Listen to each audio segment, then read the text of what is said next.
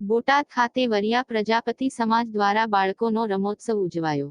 બોટાદ ખાતે વરિયા દેવી મંદિર પ્રજાપતિ સમાજના બાળકોનો રમોત્સવનું આયોજન કરવામાં આવ્યું હતું, જેમાં બાળકોને વિવિધ પ્રકારની રમતો રમાડી ઇનામ વિતરણ કરવામાં આવ્યું હતું।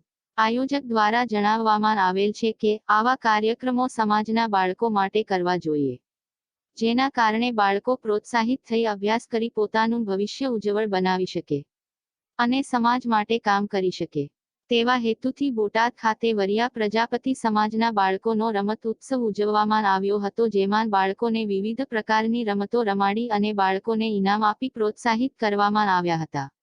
Rajesh Shah, R news, Botad.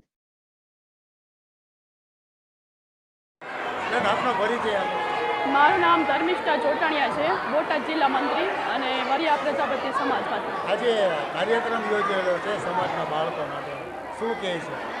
બાળકો માટે અમારી શ્રી વરિયા 24 જ્ઞાતિ તરફથી યુવા મોરચા તરફથી દર વર્ષે આયોજન થાય છે અને આ વર્ષે પણ સરસ મજાનું આયોજન થયું છે, જેનાથી બાળકોમાં શારીરિક વિકાસ થાય અને આગામી સમયમાં તેઓ વધારે આગળ વધે શારીરિક વિકાસ માટે અને એનું ટેલેન્ટ બહાર આવે એ માટે અમે દર વર્ષે આયોજન કરીએ છીએ।